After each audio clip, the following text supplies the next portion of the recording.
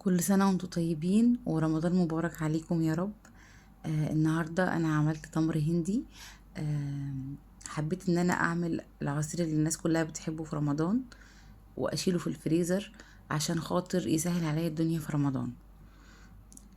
عملته مركز علشان يعني يبقى الموضوع سهل عليا، أطلع على طول أحطه في مية أو أحط عليه مية ويشربه على طول.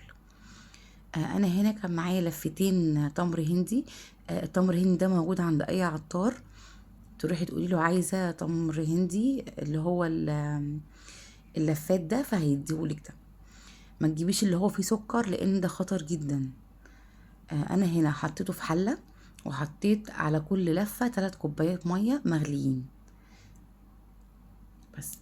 هسيبهم شويه واقلبهم كويس جدا واحط عليهم كوبايتين سكر صغيرين مش كبار. السكر هنا حسب الرغبه، بس عامة في الأول ما تحطيش سكر كتير. لو حابة تحطي سكر بعد كده مفيش مشكلة خالص، سكري براحتك انتي. بس أنا حبيت أعمله بسكره كله عشان يبقى جاهز عندي على طول على الشرب، يعني أنزل مثلا الكيس أحطه عليه لتر مية ونشربه على طول. أنا هنا كنت حطيته على النار. هنخليه ياخد غلوة حلوة، يعني حوالي 10 دقايق يغلي على النار وبعد كده هنطفي عليه.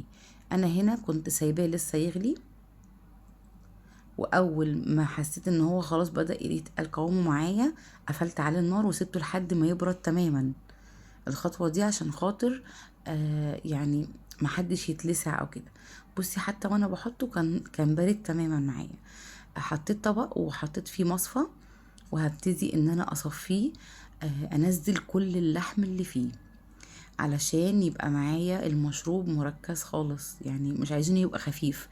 حتى لو هتزودي مية علشان تعرفي تنزلي اللحم اللي فيه مش عايزين نزود المية. الخطوة دي هيبقى انتي يعني عينك وانتي بتعملي هتلاقيه تقيل او خفيف. هبتدي ان انا اهرسه كويس جدا عشان انزل كل اللحم اللي جوه التمر هندي.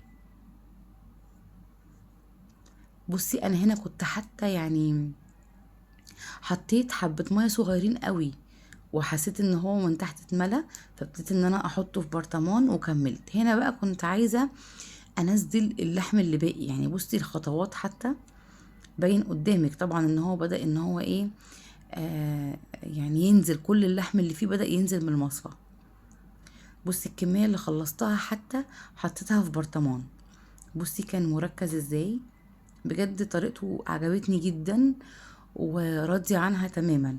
من الحاجات اللي ممكن تبقي ملخومة يعني ساعة الفطار بتبقي ملخومة في التحضير، ملخومة ان انتي عايزة تعملي مثلا سلطة، عايزة تعملي شوربة. فخلي العصير ده يعني حاجة خلصانة من الحاجات المهمة جدا على الفطار. يعني احنا بنحب نفطر على تمر ونشرب تمر كمان. فحبيت ان انا اعمله واخلص منه. انا هنا كنت خلصت الكمية كلها.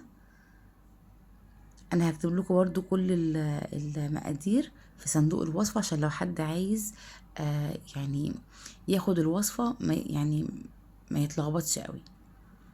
بس انا هنا كنت خلصت خالص وحطه في اكياس كمان. عمل معايا حوالي 7 اكياس. وانا كمان جربته يعني عشان قبل ما انزل لكم الوصفة حبيت ان انا اجربه. بجد يعني بالنسبة لي أنا راضية عن اللي أنا عملته تماما. حاجة سهلة وسريعة وهتنجدني في رمضان.